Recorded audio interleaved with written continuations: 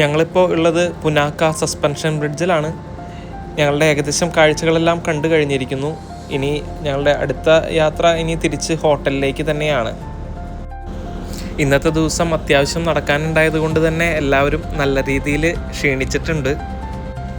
തിരിച്ച് ഹോട്ടലിലെത്തിയപ്പോൾ തന്നെ ഞങ്ങളുടെ ടൂർ കോർഡിനേറ്റർ ഷിഞ്ചു എല്ലാവരോടും ഫ്രഷപ്പായി ഡിന്നർ കഴിഞ്ഞ് 1 മണിക്കൂറിനുള്ളിൽ ഹോട്ടൽ ലോബിയിലേക്ക് വരണമെന്ന് അറിയിച്ചിട്ടുണ്ട്.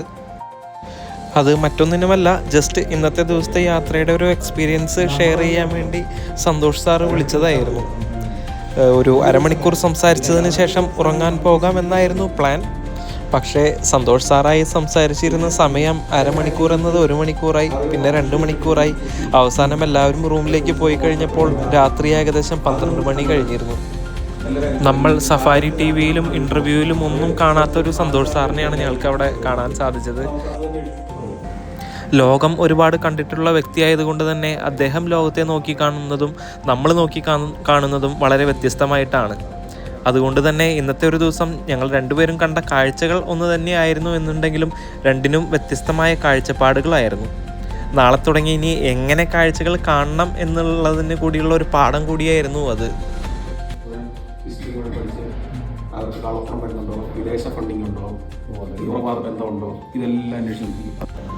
ഇത് ഞങ്ങളുടെ ഭൂട്ടാനിലെ 4ാമത്തെ ദിവസമാണ്.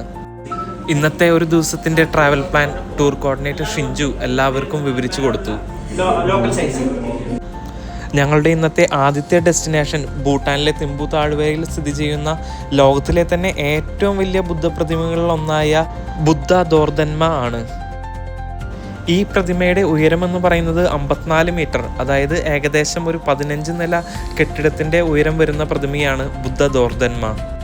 സ്വർണം പൂശിയിരിക്കുന്ന ഈ ബുദ്ധപ്രതിമ പൂർണ്ണമായും നിർമ്മിച്ചിരിക്കുന്നത് വെങ്കലത്തിലാണ്.